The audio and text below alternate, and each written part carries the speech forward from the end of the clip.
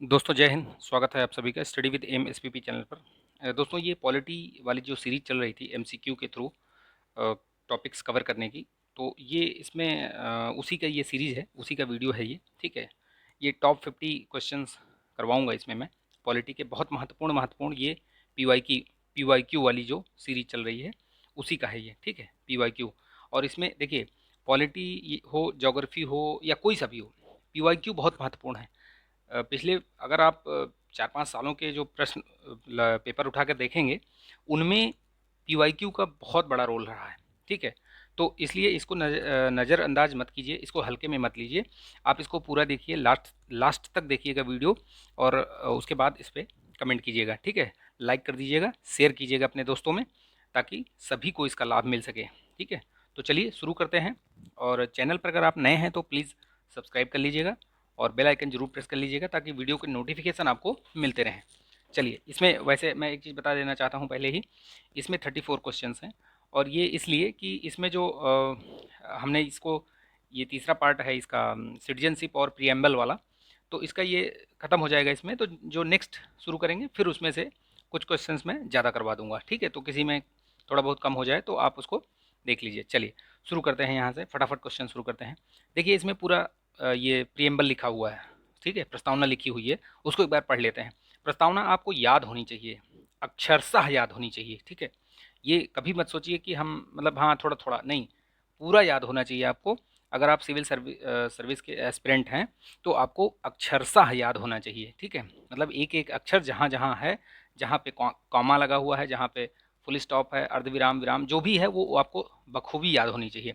चलिए, हम भारत के लोग भारत को एक संपूर्ण प्रभुत्व संपन्न समाजवादी पंथ निरपेक्ष लोकतंत्रात्मक गणराज्य बनाने के लिए तथा उसमें समस्त नागरिकों को सामाजिक आर्थिक राजनीतिक न्याय विचार अभिव्यक्ति विश्वास धर्म एवं उपासना की स्वतंत्रता प्रतिष्ठा अवसर की समता प्राप्त कराने के लिए तथा उन सब में व्यक्ति की गरिमा और राष्ट्र की एकता एवं अखंडता सुनिश्चित करने वाली बंधुता बढ़ाने के लिए दृढ़ संकल्प होकर अपनी इस संविधान सभा में आज, तो ये जो एक्स लिखा हुआ यहीं पे आपको डेट भरनी है। तो डेट आपको पता है कि 26 नवंबर 1949 होता है, को एतद द्वारा इस संविधान को अंगीकृत अधिनियमित और आत्मार्पित करते हैं। इसको मैंने इसलिए पढ़ा पूरा क्योंकि आपको एक बार याद हो जाए। ठीक, तो और बताने को मैं वैसे ही बता सकता था इसमें कि 26 नवंबर 1949 होगा। भारतीय संविधान की प्रस्तावना में भारत को किस रूप में घोषित किया गया है? ठीक, तो उसको किस रूप में घोषित किया गया है? एक समाजवादी प्रजातांत्रिक गणतंत्र। ठीक है, सार्वभौमिक प्रजातांत्रिक गणतंत्र नहीं, एक समाजवादी प्रजातांत्रिक गणतंत्र। ठीक है, चलिए इसमें नहीं, ये यहाँ से सॉरी, ये वाला भी छूट गया इसमें। एक सार्वभौम समाजवादी पंथ निरपेक्ष, मतलब वो जो क्रम लिखा हुआ है उसको उसी हिसाब से दिया गया है इसमें। सार्वभौम सामाजिक पंथ धर्मनिरपेक्ष प्रजातांत्रिक और गणतंत्र, तो ये सीक्वेंस याद रखिएगा, इसी सीक्वेंस में आपको याद रहना चाहिए ये चीज़। निम्नलिखित कथनों में से कौन सा एक गलत है? इसमें से क्या गलत है आप देखिए। तो इसमें देखिए, गोवा को 1987 पूर्ण राज्य का दर्जा दिया गया, एग्जैक्टली सही है। दीव खंबात की खाड़ी जो गल्फ ऑफ खंबात है वो में एक टापू है, सही है। दमन और दीव को भारतीय संविधान के 56वें संविधान संशोधन से गोवा से अलग कर दिया गया, सही है।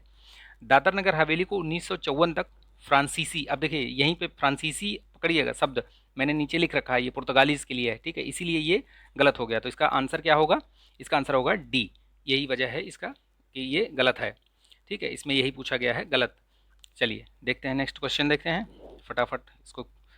कावेरी जल विवाद के अंतर्गत, कावेरी जल विवाद के अंतर्गत राज्य, तो जितने भी विवाद हैं, एक दिन एक वीडियो छोटा सा बनाऊंगा, जो भी महत्वपूर्ण महत्वपूर्ण जो ये नदी जल विवाद हैं उनको मैं आपको कवर करा दूंगा। आप बताइए कि नदी जल विवाद के लिए, ये नदी जल विवाद आर्टिकल कौन से आर्टिकल में ये दिया गया है इसका, तो आप कमेंट करके बताइएगा। ठीक है, चलिए ये देखिए इसमें कौन कौन से हैं कावेरी में, कर्नाटक, तमिलनाडु, पौंडीचेरी और केरल, ये 4 राज्य हैं। ठीक है, कर्नाटक, तमिलनाडु, पौंडीचेरी और केरल, इनका नाम याद रखिएगा। ठीक है, भारत में संघीय व्यवस्था से संबंधित निम्न कथनों में से कौन सा सही है?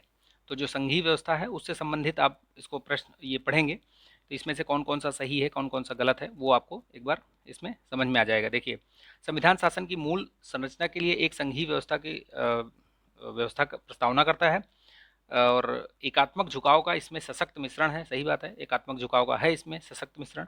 ठीक है। दोनों संघ तथा राज्य विधायिकाएं संप्रभुता संपन्न है, नहीं, संप्रभुता संपन्न नहीं है। ठीक है। विधायिका, वित्तीय तथा न्यायिक शक्तियां संघ तथा उसकी इकाइयों के मध्य विभाजित कर दी गई हैं। तो इसमें बहुत सारी चीज़ें जो हैं वो विभाजित नहीं की गई हैं, मतलब बंटवारा नहीं हुआ है उनका, आपको पता है। तो इसलिए आप इसको देखिए, तो ये जो पहला और दूसरा है वो इसमें सही है, बाकी गलत है। तो इसका आंसर होगा बी। ठीक है। निम्न में से किस राज्य की राजधानी का नाम स्वतंत्रता प्राप्ति के बाद अभी तक नहीं बदला गया है? तो इसमें से कौन सा ऐसा प्रदेश है जिसका नाम स्वतंत्रता के बाद नहीं बदला गया है? बताइए इसमें। तो आंध्र प्रदेश है, जो कि वैसे के वैसा ही रहा है, नहीं तो सभी का कुछ न कुछ परिवर्तन किया गया है। ठीक है। निम्नलिखित कथनों में से कौन सा सही है? आप इसमें सही पूछा है, तो सही और सही नहीं, ये कीवर्ड्स जरूर ध्यान दीजिए। ठीक। भारतीय संविधान अध्यक्षात्मक है, तो इसमें सही पूछा है, तो अध्यक्षात्मक है क्या? नहीं, अध्यक्षात्मक नहीं है, गणतंत्र है। भारत एक नाम मात्र का राजतंत्र है, बिल्कुल नहीं है। भारत एक कुलीन तंत्र है, ठीक है, बिल्कुल नहीं है। भारत एक संसदात्मक प्रजातंत्र है, एग्जैक्टली यही सही है। ठीक, सही पूछा था तो वही है। भारतीय राजनीतिक व्यवस्था में सबसे इनमें से सर्वोच्च कौन है? तो सर्वोच्च कौन होता है? संविधान होता है। संविधान से ही सभी को जो है पावर्स मिलती हैं, शक्तियाँ मिलती हैं, संविधान ही सर्वोच्च है। निम्नलिखित में से किसने भारतीय संविधान की प्रस्तावना को हमारे संप्रभु प्रजातांत्रिक गणतंत्र की जन्म कुंडली कहा है? तो ये के.एम. मुंशी साहब थे जिन्होंने इसको जन्म कुंडली कहा है। ठीक है, याद रखिएगा, ये जो जितने भी राजनीतिक विशेषज्ञ थे, ये राजनीति विशेषज्ञ, ये सब लोग, इनके कथन जरूर याद रखिएगा, पूछता है, बार बार पूछता है। भारत की देखिए कथन और कारण दिया हुआ है, तो मैंने बहुत बार बताया है, तो इसको जिस तरीके से सॉल्व कर रहा हूँ मैं, उसी तरीके से आप भी किया करिए, तो अच्छे से आपको समझ में आ जाएगा। देखिए, भारत की संघात्मक संरचना का मुख्य उद्देश्य इसकी बहुआयामी विविधताओं में से एक राष्ट्र निर्माण करना और राष्ट्रीय एकता को संरक्षित करना था। ठीक है। कारण, क्योंकि, अब जैसे ही आप पढ़ोगे नीचे ना, उसको क्योंकि दोनों को जोड़ के पढ़िए, तभी आपको समझ में आएगा। विविधताओं के समंजन से एक सशक्त, न कि कमजोर भारतीय राष्ट्रीयता का निर्माण हुआ। ये दोनों आप देखिए, इसका इसका कोई तालमेल नहीं है, बट ये दोनों सही हैं, इंडिविजुअली दोनों सही हैं, कथन और कारण दोनों सही हैं, लेकिन एक दूसरे की ये व्याख्या ये इसमें व्याख्या कर रही हैं ये। ठीक है, इंडिविजुअली भी सही हैं और व्याख्या भी कर रही हैं। ठीक, तो ए और आर दोनों सही हैं और ये इसकी सही व्याख्या भी है। ठीक, देखिए, विविधताओं के सामंजस्य से एक सशक्त और न कि कमजोर भारतीय राष्ट्रीयता का निर्माण हुआ, तो ये सही बात है, और ये दोनों जो है एक दूसरे के सही व्याख्या भी कर रहे हैं, तो बी इसका आंसर बी होगा। ठीक है। देखिए, कथन और कारण इसमें देख लीजिए, फिर से आ गया वही कथन और कारण वाले प्रश्न।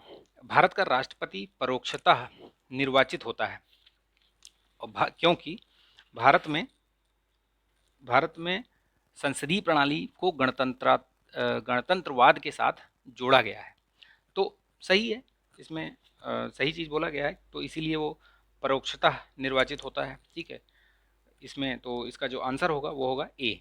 ठीक, कथन कारण फिर से देखिए, महिलाएं, दलित, निर्धन एवं अल्पसंख्यक समूह भारत में प्रजातंत्र के सबसे बड़े दावेदार, लोकतंत्र के सबसे बड़े दावेदार हैं, तो सही बात है, दावेदार हैं। क्यों? क्योंकि भारत में लोकतंत्र अधिक आत्मसम्मान की कामना का वाहक बनकर उभरा है, एग्जैक्टली ये सही है। तो दोनों ये कथन और कारण दोनों सही हैं, इसका जो आंसर होगा वो होगा ए। ठीक है, चलिए नेक्स्ट देखते हैं। निम्नलिखित राज्यों के निर्माण का सही अवरोही क्रम बताइए आप। सही अवरोही क्रम कौन सा है? तो इसमें से अगर आप देखेंगे, आपको थोड़ा याद होना चाहिए डेट और ये सब चीज़ें, है ना। तो आपको जैसे हरियाणा का पता है, अगर हरियाणा कब बना था? 1966 में। ठीक, और महाराष्ट्र कब बना था? महाराष्ट्र इससे पहले 1960 में गोवा और ये गुजरात और महाराष्ट्र को अलग कर दिया गया था, तो ये 1966 हो गया। और ये कब बना था? 1960। और राजस्थान तो बहुत पहले ही बना था, तो यानी कि ये क्रम जो है इसका सही है। ठीक है, तो याद रखिएगा इसको। निम्न में से कौन नागरिकता के अर्जन हेतु शर्तों को नियत करने के लिए सक्षम है? तो ये संसद ही है जो कि नियम उसके लिए बना सकती है, अर्जन हेतु या उसको हटाने हेतु जो भी नियम कानून बनाना है वो सिर्फ संसद बनाएगी। किस अनुच्छेद के तहत? अनुच्छेद 10 और 11 के तहत। ठीक, याद रखिएगा इसको। संविधान को एक पवित्र दस्तावेज किसने कहा है? किसने कहा कि भैया ये संविधान जो है वो एक पवित्र दस्तावेज है? तो कौन कह सकता है ये बाबा साहब भीमराव अंबेडकर ही हैं जिन्होंने इसको पवित्र दस्तावेज बताया है। ठीक है, निम्नलिखित में से कौन सा एक भारतीय संविधान का दर्शन नहीं है? तो क्या नहीं है इसमें? देखिए, दर्शन कल्याणकारी राज्य है, समाजवादी राज्य है, ठीक है, राजनीतिक समानता भी है। क्या साम्यवादी राज्य है क्या? नहीं, साम्यवादी नहीं है। तो यही इसका आंसर होगा। ठीक है, चलिए नेक्स्ट देखते हैं। निम्नलिखित में से एक कथन बताइए, असत्य कथन बताइए, इसमें से क्या असत्य है इसमें से? तो देखिए, मैसूर राज्य का नाम तमिलनाडु रखा गया, इसमें असत्य कथन बताना है आपको। ठीक है, तो असत्य ये है क्या, मैसूर का नाम तमिलनाडु रखा गया क्या? मैसूर का नाम कैसे तमिलनाडु रख सकते हो आप? मैसूर कहाँ पर है? तो यही वाला आपको जैसे ही आप पढ़ेंगे तो आपको समझ में आ जाएगा कि यही गलत है, बाकी सब सही है, बाकी को देखने की भी जरूरत नहीं है आपको। असत्य पूछ रहा है तो असत्य बता दीजिए आप। हम भारत के लोग, be the people of India शब्दों में भारतीय प्रयोग भारतीय संविधान में कहाँ किया गया है? तो कहाँ किया गया है भैया? ये प्रस्तावना में किया गया है, क्योंकि शुरुआत ही वहीं से होती है, be the people of India से। ठीक, तो चलिए नेक्स्ट देखते हैं इसमें से। नेक्स्ट क्वेश्चन कौन सा है? निम्नलिखित में से कौन एक भारत के संविधान का संघीय लक्षण नहीं है? तो देखिए, कौन सा नहीं है संघीय लक्षण इसमें से? केंद्र तथा राज्यों के बीच शक्ति का बंटवारा, ये तो है संघीय लक्षण। पूर्ण रूप से लिखित संविधान, ये भी है। इकहरी नागरिकता, ये नहीं है। ठीक है, स्वतंत्र न्यायपालिका, ये भी सही है। इंडिपेंडेंट जो जुडिशरी है वो भी ठीक है। ये जो सिंगल ये है सिटीजनशिप, ये एकल इसका नहीं है, संघीय का नहीं है। ठीक है, तो ये इसका जो उत्तर होगा ये सी होगा। भारत में संसदीय प्रणाली सरकार है क्योंकि, क्यों है भाई संसदीय प्रणाली? अब आप उसको पढ़िए तो पता चल जाएगा आपको कि इसमें से क्यों है। तो लोकसभा जनता द्वारा प्रत्यक्ष रूप से निर्वाचित होती है, संसद संविधान का संशोधन कर सकती है, राज्यसभा को भंग नहीं किया जा सकता, मंत्रिपरिषद लोकसभा के प्रति उत्तरदायी होती है। तो जो संसदीय प्रणाली है वो सब इनसे सबसे निर्धारित नहीं होती है। ठीक है, निर्धारित होती है कि मंत्रिपरिषद जो है वो लोकसभा के प्रति उत्तरदायी है, अर्थात यदि सरकार, जो भी सरकार है, अगर उसको बहुमत प्राप्त है लोकसभा में, तभी तक वो बने रहेंगे, मंत्रिपरिषद बनी रहेगी। अदरवाइज जैसे ही उसका बहुमत खत्म होगा, समाप्त होगा, वो मंत्रिपरिषद भी हट जाएगी। ठीक है, तो इसलिए ये संसदीय जो है प्रणाली इसीलिए है। लिखित संविधान का प्रारंभ किस देश से हुआ था? तो भाई अमेरिका से ही हुआ था। लिखित संविधान का संघीय क्षेत्रों को प्रतिनिधित्व प्राप्त है, तो ये जो संघीय क्षेत्र हैं इनको कहाँ प्रतिनिधित्व प्राप्त है, किस उसमें प्राप्त है ये? तो संसद के दोनों सदनों में दिया गया है। आप देखिए, राज्यसभा में भी है उनकी सीटें, और लोकसभा के लिए भी हैं, जैसे दिल्ली और ये सब है ना, पुडुचेरी, तो इनके लिए भी है। ठीक है, तो दोनों जगह प्राप्त है इनको। भारत के संविधान के उद्देशिका का विचार कहाँ से लिया गया? तो ये जो विचार है कहाँ से लिया गया है? यूएसए से लिया गया है। ठीक है, कहाँ से लिया गया है? यूएसए से, याद रखिएगा, यूनाइटेड स्टेट्स ऑफ अमेरिका से। और ये जो संविधान उद्देशिका का विचार, जो भाषा है वो कहाँ से लिया गया है? तो भाषा जो है ऑस्ट्रेलिया से ली गई है। याद रखिएगा, ये क्वेश्चन बहुत महत्वपूर्ण है। ठीक है, लिख लीजिएगा इसको। भाषा जो है ऑस्ट्रेलिया से और विचार जो है यूएसए से, ध्यान रखिएगा इसको। ठीक, भारत में एक नया राज्य सृजित करने के लिए विधेयक को पारित होना अनिवार्य है। तो जब नया राज्य बनाने जा रहे हो आप, तो कहाँ से कहाँ क्या क्या होना चाहिए? तो इसमें क्या है, सीधे सीधे इसमें साधारण बहुमत से संसद द्वारा पारित कर दिया जाएगा, तो नया राज्य बन जाएगा। ठीक है, तो इसका जो आंसर होगा क्या होगा? बी। ठीक, निम्नलिखित विवादों में से किसमें सर्वोच्च न्यायालय ने प्रस्तावना को भारतीय संविधान की मौलिक संरचना का भाग स्वीकार नहीं किया? तो किसमें किसमें बोला था कि भैया ये जो प्रस्तावना है वो संविधान का भाग नहीं है? किस संविधान बोले? बेरूबारी में, या गोपालन विवाद में, या फिर विपर्स में, या केशवानंद भारती में? तो देखिए, सबसे पहला ही जो ये है केशवान, इसमें बोला था ना। अच्छा, ये पूछ रहा है कि नहीं है, नहीं मतलब स्वीकार किया कि किस में है? तो देखिए, पढ़ने में गलती हो गई ना। इसी तरीके से बोल रहा हूँ कि पढ़ना तो बहुत कायदे से पढ़ना, और कीवर्ड जरूर ध्यान देना। तो स्वीकार किया है तो केशवानंद भारती वाद में सीधे सीधे आपको पता होगा। नए प्रदेश के सृजन और उसकी सीमा का निर्धारण करने का अधिकार किसको है? भैया संसद ही है जो ये सब काम कर सकती है, और किसी को ऑथराइज नहीं है। ठीक है, संसद ही है जो नए राज्य बना सकती है, बिगाड़ सकती है, उसकी सीमाओं में परिवर्तन कर सकती है। तो संसद को ही ये सारे अधिकार दिए गए हैं। इनमें से कौन सा भारतीय संघीय व्यवस्था का एकात्मक तत्व है? अब देखिए, एक एकात्मक तत्व पूछा है, इसमें कौन सा है? तो देखिए, शक्तियों का विकेंद्रीकरण है क्या? नहीं, शक्तियों का जो विकेंद्रीकरण है वो तो संघीय है, क्योंकि राज्य और केंद्र के बीच में अगर शक्तियों का विकेंद्रीकरण हुआ है तो फिर वो तो संघीय हो गया। तो यानी कि जहाँ जहाँ पहला है वो तो हट जाएगा, यानी ये खत्म हो गया आपका। बचा क्या, देखिए, न्यायिक पुनरावलोकन, ठीक है। राज्यपाल की नियुक्ति, ठीक है, ये भी है, ये एकल है। राज्यसभा में असमान प्रतिनिधित्व, ये भी एकल है, ठीक है। और ये अखिल भारतीय सेवाएं, ये अखिल भारतीय सेवाएं एक ही है, एकात्मक है। द्विसदनात्मक व्यवस्थापिका, ये नहीं है। यानी कि 2 3 5 इसका जो आंसर होगा सी, ठीक है। इसी तरीके से प्रश्नों को हल करना है आपको, ठीक। नेक्स्ट देखते हैं, भारत के संविधान की उद्देशिका में कितने प्रकार के न्याय की व्यवस्था की गई है। तो आप उसको अगर आपको याद करिए तो उसमें 3 प्रकार के न्याय की बात कही गई है, सामाजिक, आर्थिक और राजनीतिक, ध्यान रखिए। इसीलिए मैंने बोला कि आपको प्रस्तावना जो है, प्रियम्बल जो है, आपको अक्षरशः याद होनी चाहिए, ठीक है। याद कर लीजिए, अगर याद नहीं है तो उसको 3 4 बार लिखिए, याद कीजिए और सामने लगा लीजिए उसको जहाँ पर आप पढ़ते हैं, तो याद हो जाएगी। भारत के संविधान के निर्माताओं का मत निम्नलिखित में से किसमें प्रतिबिंबित होता है।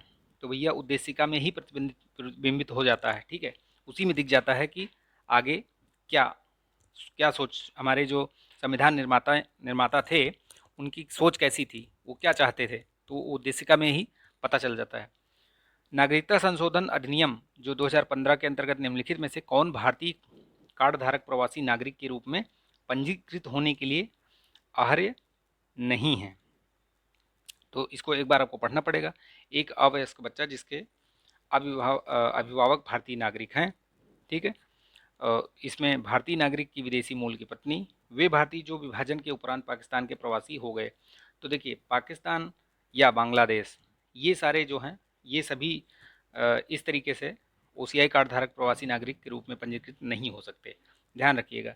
चाहे वो बांग्लादेश के हों, चाहे इधर पाकिस्तान के हों, क्योंकि पाकिस्तान नहीं था पहले, ये एक ही था, ये पूर्वी पाकिस्तान और पश्चिमी पाकिस्तान। तो इसलिए ये जो है इनके लिए लागू नहीं होता है, ध्यान रखिएगा इसको, ठीक है। कई बार कन्फ्यूज़न हो जाता है। लोकतंत्र का उत्कृष्ट गुण यह है कि वह क्रियाशील बनाता है। क्या क्रियाशील बनाता है, किसको क्रियाशील बनाता है, तो साधारण पुरुषों और महिलाओं की बुद्धि और चरित्र को, ठीक है, अपने हिसाब से काम करने के लिए। सर्वप्रथम संसदात्मक सरकार किस देश में आरंभ हुई थी, तो ये ग्रेट ब्रिटेन में आरंभ हुई थी, ठीक है, सबसे पहले। ये 2018 में पूछा गया है, देखिए। भारत के संविधान के किस भाग में हम नागरिकता से संबंधित प्रावधान को पाते हैं, तो भाग 2 में। ये मैंने बनाया है वीडियो, आप इसकी जो प्लेलिस्ट है उसमें जाकर आप देख सकते हैं। बहुत बढ़िया से अच्छे तरीके से समझाया है मैंने इस चीज़ को, ठीक है। भाग और अनुसूची, अनुच्छेद का है, अभी देखते हैं, टाइम मिलेगा तो अनुच्छेद और कॉन्स्टिट्यूशनल अमेंडमेंट्स जो मेन हैं उनको मैं करवा दूंगा एक बार। भारत के संविधान की प्रस्तावना में कितने प्रकार का न्याय, तो अभी मैंने बताया आपको 3 प्रकार का न्याय। तो जैसे ही 3 प्रकार का न्याय देखेंगे तो वैसे ही आपको ऑप्शन क्लियर हो जाएगा ये। और 5 प्रकार की समानता, स्वतंत्रता, ठीक है, और भ्रातृत्व, ये स्वतंत्रता, समानता 2 प्रकार की, और ये भ्रातृत्व, ठीक है, वो 1 प्रकार की। तो ये जो इसका करेक्ट ये ऑप्शन होगा ए, ठीक है। 3 प्रकार का न्याय, 5 प्रकार की स्वतंत्रता एवं 2 प्रकार की समानता और भ्रातृत्व 1 प्रकार की, ठीक है। तो इस तरीके से मैंने इसमें आज 34 क्वेश्चन से ही करवाए हैं। तो आप लोग ये मत सोचिए कि नहीं करवाया इसमें 16 क्वेश्चन, वो मैं कहीं किसी और में 8 8 10 10 क्वेश्चन एक्स्ट्रा करवा दूंगा, ठीक है। तो आप उसको मैं पूरा करवा दूंगा इसको। वैसे मैं इसमें करवाना चाह रहा था, लेकिन ये टॉपिक अलग था, तो मैंने सोचा कि ये टॉपिक ये समाप्ति हो जाए, फिर जब दूसरा टॉपिक शुरू होगा तो उसमें अलग से क्वेश्चंस ले लिए जाएंगे, ठीक है। तो चलिए, आई होप कि ये वीडियो आपको पसंद आया होगा। आप कमेंट जरूर कीजिएगा आपने कितने क्वेश्चन इसमें से सही किए हैं, ठीक है, कमेंट में कीजिएगा। आप लोग कमेंट भी नहीं करते हैं, कमेंट करने से क्या होता है कि थोड़ा अच्छा लगता है, टू वे कम्युनिकेशन होता है। तो चलिए, ठीक है, तो मिलेंगे नेक्स्ट वीडियो में। तब तक के लिए अपना ध्यान रखिए, स्वस्थ रहिए, मस्त रहिए, बिंदास रहिए। जय हिंद।